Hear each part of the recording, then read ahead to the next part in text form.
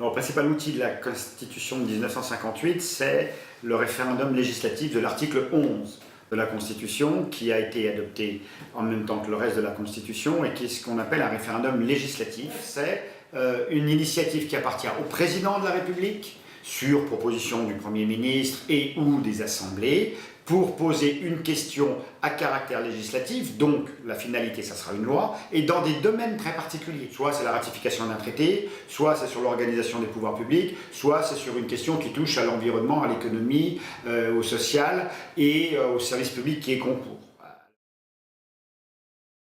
Alors il a utilisé, le général de Gaulle, deux fois l'article 11 de manière un petit peu inconstitutionnelle, même très inconstitutionnelle. La première fois pour réviser la Constitution, donc là c'est ce qu'on appelle un référendum constituant, qui vise à réviser la Constitution, mais la procédure c'est celle de l'article 11, en interprétant la notion d'organisation des pouvoirs publics. Et il le fait dans un contexte où il est sûr, à peu près certain, que le peuple le suivra. En même temps, il a dissous l'Assemblée nationale juste avant, qui avait censuré le gouvernement. C'est donc dans une séquence politique très complexe, très particulière, où le président de la République veut reprendre la main pour pouvoir continuer sur son chemin. Et donc il va faire réviser la Constitution par l'article 11, qui n'est donc pas la bonne procédure, car pour réviser la Constitution, il y a un autre article qui est possible, c'est l'article 89, qui peut donner éventuellement naissance à un référendum, mais ce n'est pas du tout le même.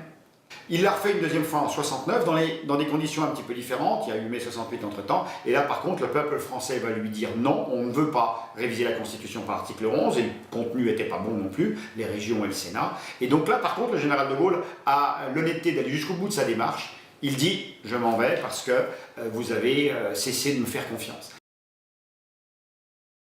C'est une arme, quand le général de Gaulle l'utilise, l'article 11, une arme de lien direct avec le peuple, sans passer par les parlementaires, ce qui explique aussi pourquoi il y en a si peu, parce que les parlementaires, c'est eux qui sont dédiés à faire la loi, et qu'ils n'aiment pas bien qu'on les squeeze en quelque sorte, quand le président décide de faire autrement.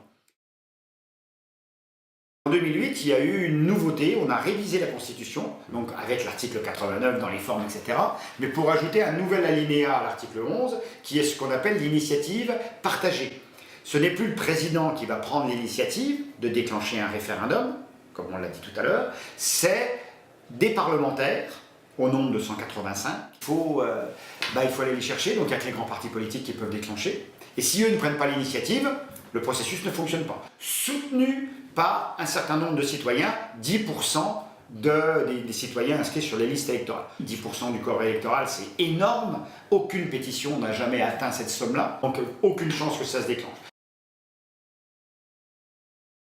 Une fois que cette initiative est prise, il y a un certain délai pour que ça puisse se mettre en place, surveillé par le Conseil constitutionnel qui va vérifier toute une série de choses, et cette proposition-là est transmise par le président de la République aux parlementaires qui peuvent, dans un délai de 6 mois, retenir cette proposition, la discuter, la mettre en débat ou ne rien faire.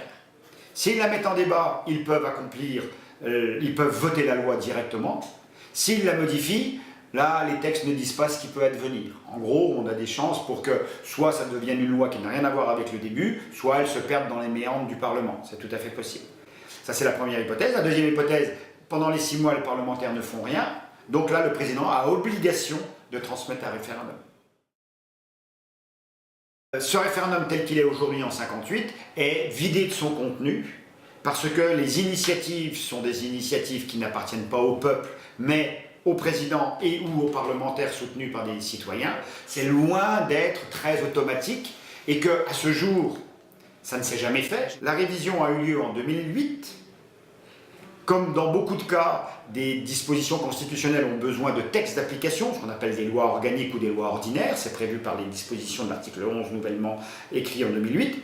Les dispositions en question ont été adoptées 7 ans plus tard, pour prendre effet au 1er janvier 2015. Parce qu'il y avait des aspects techniques à organiser, parce que le Conseil constitutionnel avait pas mal de petits éléments à vérifier, etc. Mais en fait, on voit bien qu'on a attendu, il n'y a pas eu de volonté politique de mettre en œuvre cette technique de référendum d'initiative partagée. Donc au bout du compte, à ce jour, Elle n'est pas possible. Et elle n'est possible que sur les 3 domaines de l'article 11 dont j'ai parlé tout à l'heure. En 1995, quand la Constitution a été révisée une toute première fois sur le domaine de l'article 11, on y a ajouté les questions environnementales, et le président de la République de l'époque, Jacques Chirac, avait dit « Oui, oui, oui, toutes les questions environnementales, moi je pense qu'il faut prévenir et avertir le peuple, donc je recourrai au référendum. » Il a fait 12 ans de présidence, il ne l'a jamais utilisé.